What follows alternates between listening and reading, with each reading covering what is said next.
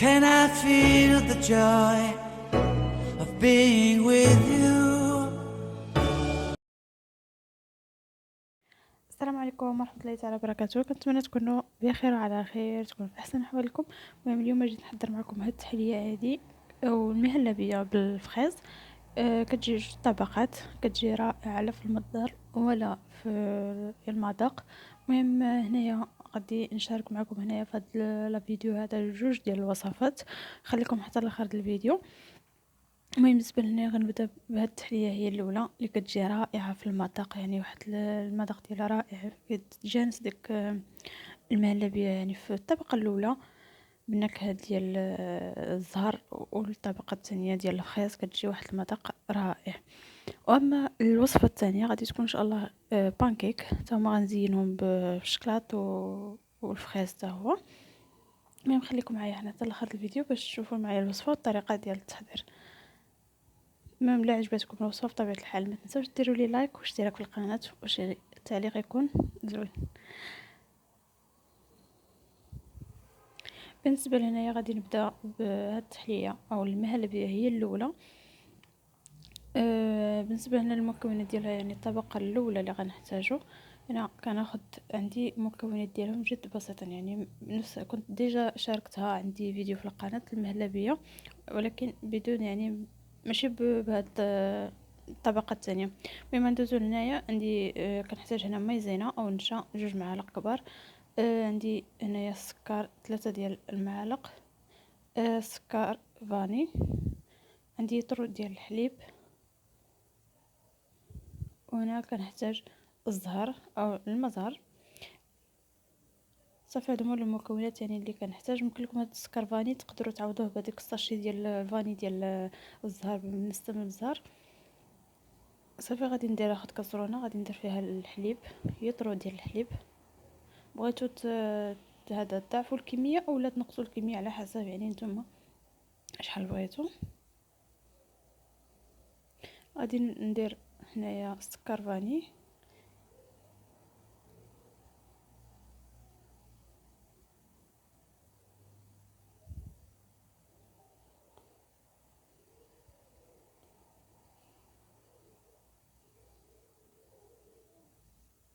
كندير الزهر. بالنسبه للزهر كندير 2 معالق كبار، عفوا 3 المعالق كبار، باش كتجي ديك النسمه ديال الزهر زوينه يعني فيه. بالنسبه للسكر على حسب عاوتاني الذوق، كاين اللي كيبغي الحلاوه بزاف وكاين اللي ما كيبغيش يعني الحلاوه بزاف. هذا كيبقى لكم يعني كل واحد وكيفاش كيبغي النسبه ديال الحلاوه. بالنسبه لهنايا انا درت 3 ديال المعالق كبار.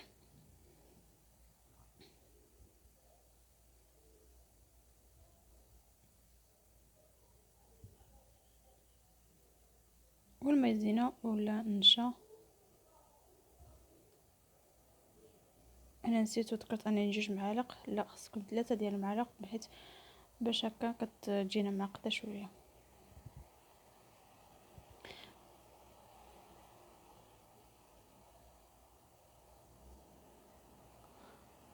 صافي غادي نخلط ديك المكونات يعني مع بعضياتهم في الحليب ويكون بارد. بعد ما كنخلطهم عاد كنديرو فوق البوطه على نار يعني هادئه، ما تكونش مجهده بزاف، مع استمرار التحريك.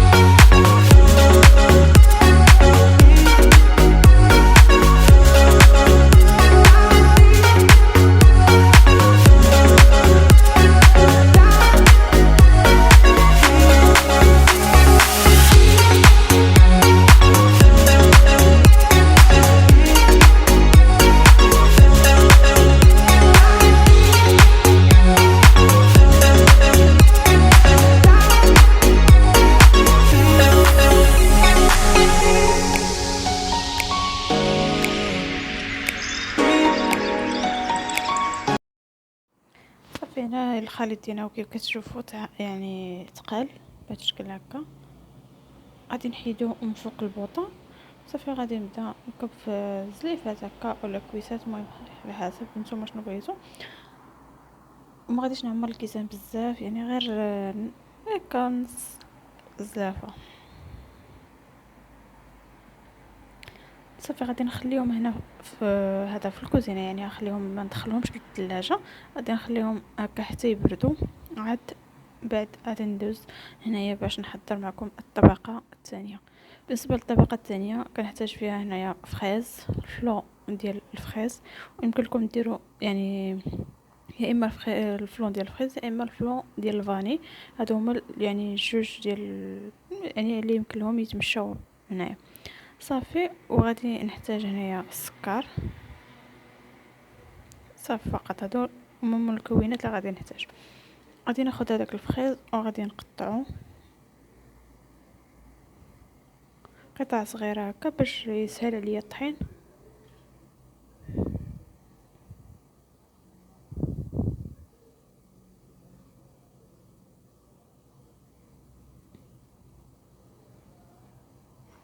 صافي بعد ما نقطع يعني هاد الفخيز غادي نطحنو، وعاد نضيفلو هادوك المكونات اللي بقاو.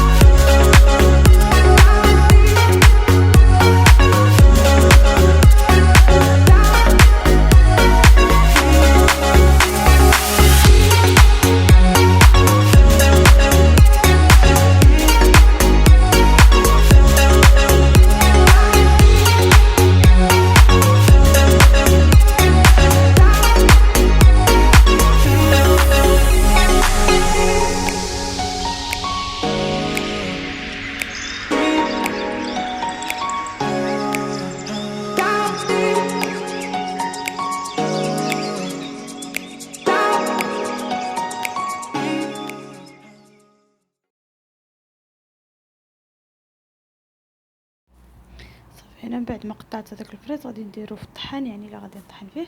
غادي نزيدو هنايا كاس ما يعني كاس لارب ولا ديال الماء باش يطحن ليا هذاك الفريز. صافي وغادي نطحن الفريز مزيان يعني حتى يولي سائل مزيان.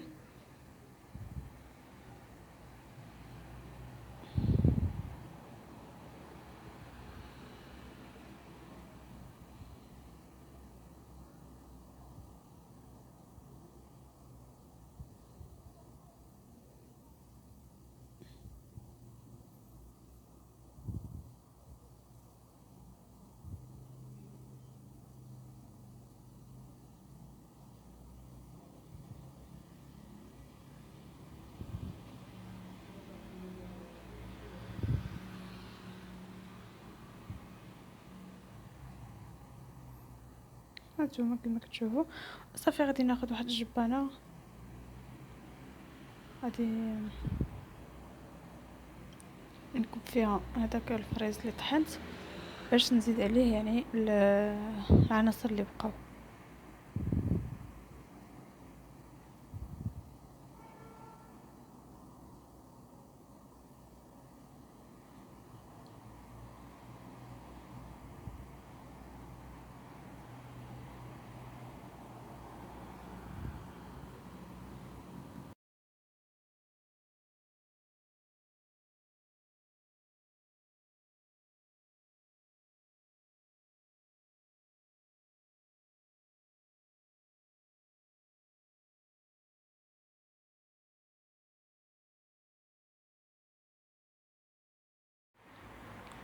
صافي بعد ما صفيتو غادي ندوز نكب عليه يعني ديك الفلون،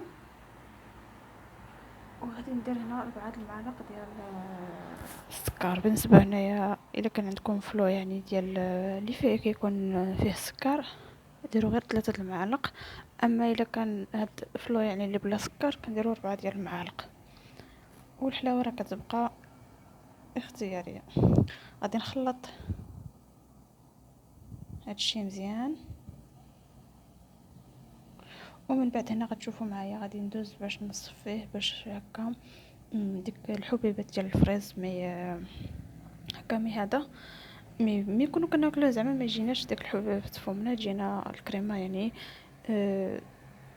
مزيانه. مهم صافي غادي نصفيه هنا وغادي نديرو فوق البوطه حتى يختار مزيان ويتقلنا يعني يولي ثقيل. عاد من بعد نخليه يطيب يعني يبرد عفوا واحد 2 دقائق هكا ما يبقاش كيغلي، باش ملي نكبوه على العنصر الاول ما يتخلطش لينا. غادي نستمر هنايا بنفس الطريقه وهانتوما معايا تشوفوا الشكل النهائي ديالو.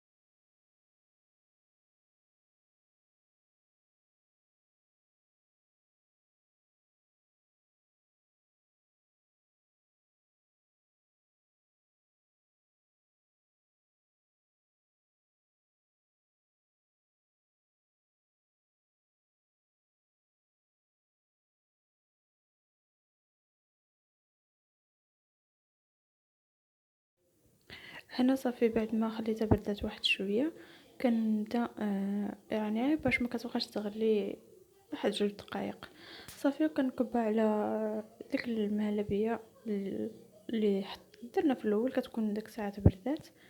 بالنسبه لهذا الثاني ما تصورش ليا المقطع اللي كنت كنكب فيه مي ماشي مشكل. نشوفوا الشكل هذا كيجيو هكا ما يعني ما هبطش لينا السائل لتحت نهائيا. صافي هنا بالنسبة للطريقة يعني باش كبيتو من الأحسن يعني هكا كناخد واحد المعلقة، غادي نوريكم الشكل يعني في أي حاجة تبغيو تكون عندكم فيها جوج طبقات. المهم هانتوما درت واحد الكويس صغير هكا باش تشوفوا الشكل كيفاش كيجي، ما هابطش نهائيا يعني ديك ما كيتخلطوش مع بعضياتهم. كناخد واحد المعلقه كيف ما قلت لكم كنحطها بهذا الشكل هكا كيف ما تشوفوا في الفيديو، وكنبدا نكب باش هكا ملي كنكون كنكب يعني الحاجه اللي كدا ما كتخلطش ليا مع داكشي اللي دايره من تحت. المهم انا غادي نخليهم يبردوا هنايا حتى يعني يبردوا مزيان، من بعد غادي ندخلهم للثلاجه تي يبردوا، ومن بعد نوريكم الشكل النهائي ديالهم. صافي هذا هو الشكل النهائي ديالهم. زينتهم انا بقطع ديال الفريز هكا، وخديت شويه ديال اللوز هرمشتو درتو عليه من الفوق هي ديكور. المهم بالنسبه للتزيين راه كيبقى اختياري. صافي هذا هو الشكل النهائي ديالهم. كنتمنى ان الوصفه ديال اليوم تنال الاعجاب ديالكم. الا عجبتكم كتبوها لي في التعليق باش نعرف واش نالت الاعجاب ديالكم ولا لا. صافي هذا ما كان. طلعوا لي فراسكم. باقي غادي ندوزو دابا الوصفه الثانيه يعني اللي غادي نحضر معكم. صافي هادشي اللي كاين. خليكم معايا باش نشوفوا الشكل يعني ديال والمقادير اللي غنحتاج في الوصفه الثانيه ديال البانكيك.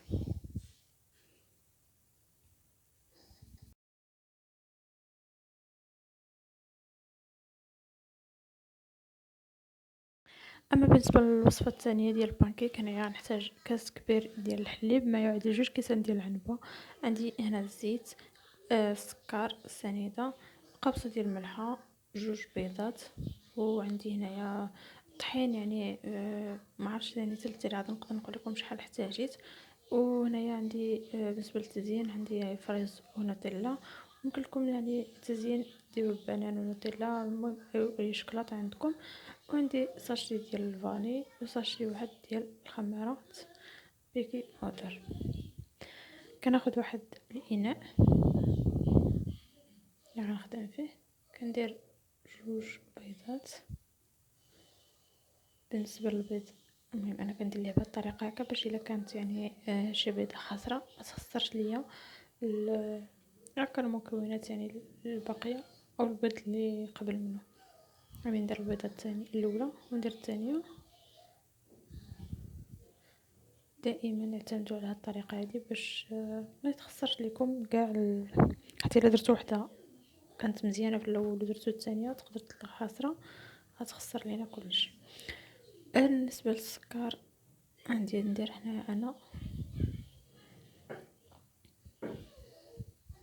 2 معالق كبار.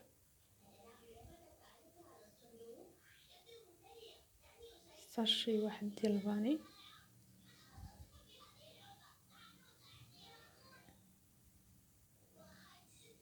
يعادل 7 غرام.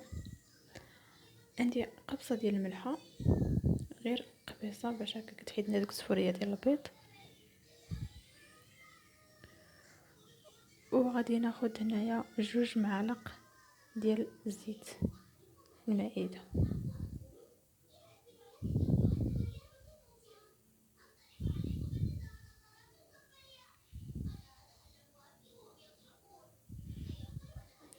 غادي نخلط مزيان هذاك البيض يعني مع العناصر اللي كاينه حتى يذوب لينا داك السكر يعني تتولي الخليط مايل للبيضيه.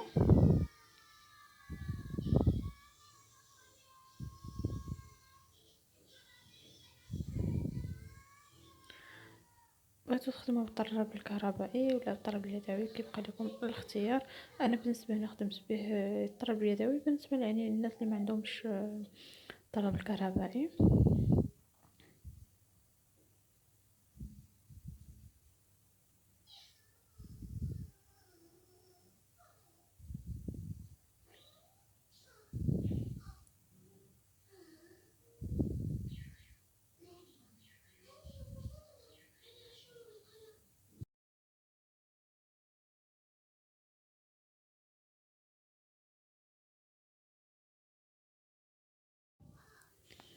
صافي بعد انايا ما كنحس داك السكر داب، كندير كاس كبير ديال الحليب وجوج كيسان ديال العنبه، وغادي نبدا نحط هنايا ندير دقيق. غادي نعبر لكم هنا بالمعلقه باش هكا بالنسبه اللي ما عندوش الميزان، ولا يمكن لكم ديروا غير عينكم ميزانكم. المهم انا درت 3 ديال المعالق. الرابعه غادي ندير 16 واحد ديال الخمارات الكيب باودر، هنايا ديال 7 غرام. صافي غادي نخلط وعاد نشوف راسي واش غنزيد الدقيق ولا لا.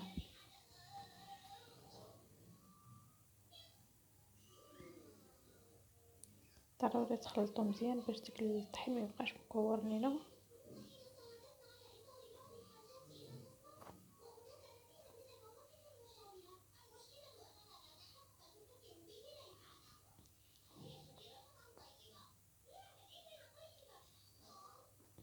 نزيد الطحين 4 5 6 7 8 9 10، يعني هنايا خدات 10. غادي نخلط مزيان. هنا بالنسبه للعجين ديالي خدالي 10 ديال المعالق ديال الطحين، وكتبقى يعني الطحين حسب هي النوعيه، كاين اللي الطحين اللي كيشرب وكاين الطحين اللي لا.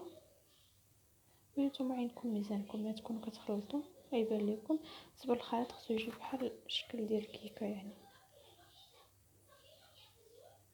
صافي نتوما غتخلطوا غتبقى تهزوا العجين بحال هذا الشكل هكا الى يعني يبان لكم هذا ما كيتقطعش. اذا العجين صافي راه هو هذاك، كان كيتقطع يعني صافي راه بقى خصو يزيدوا الطحين. ملي كيهبط خيط واحد هكا كيف ما كتشوفوا. صافي غادي ندوز نيشان هنايا نطيبوه. يعني بالنسبه لهنايا مع هذا العجين هذا ما كيخمر ما والو. صافي ندوز نيشان نطيبوه.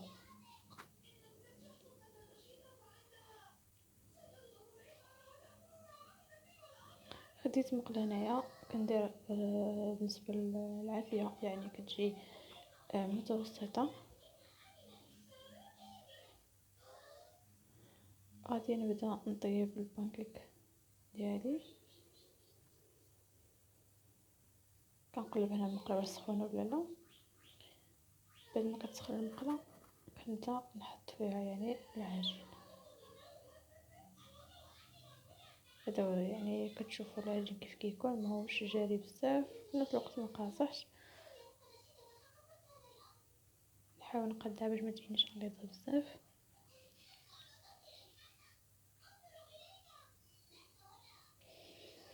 صافي غنستمر بنفس الطريقه حتى غنسالي كاع العجين اللي عندي، ومن بعد نرجعو باش نشوفوا الشكل النهائي ديالو.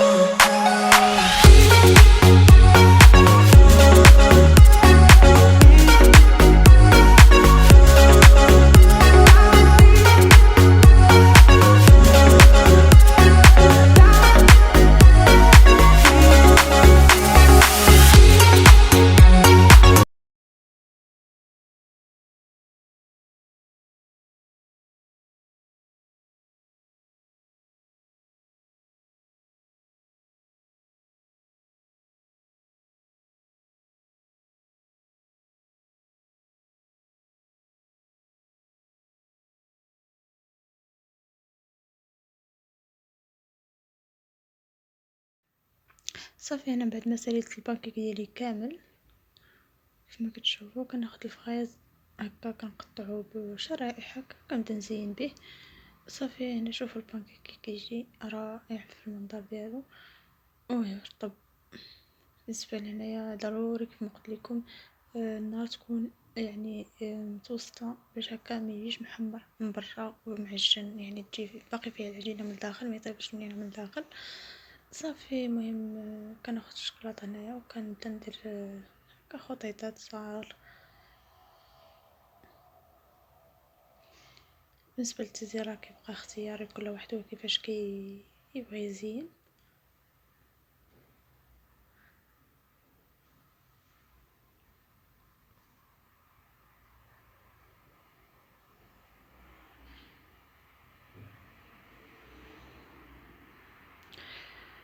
المهم الوصفه ديال اليوم هي هذه، كنتمنى انها تنال الاعجاب ديالكم. كيف ما قلت لكم شاركت معكم جوج وصفات، كنتمنى انهم يعجبوكم. الا عجبوكم ما تنساوش تكتبوهم لي في التعليق باش هكا نعرف واش عجبوكم ولا لا. الفيديو ديال اليوم سال هنايا، كنتمنى لكم انه يكون نال الاعجاب ديالكم. السلام عليكم، في فيديو الجاي ان شاء الله. ما تنساوش تشاركوا عندي في القناه وجيم وشي تعليق يكون زوين، لان التعليق ديالكم باش كنتحفز انني نزيد نقدم وصفات اخرى. شكرا لكم بزاف بالنسبه للناس اللي يدخلوا عندي القناه وشاركوا في القناه وكيديروا لي جيم. شكرا لكم بزاف، وهذا ما كان. تهلاو ليا فراسكم، فيديو الجاي ان شاء الله في وصفه اخرى. السلام عليكم.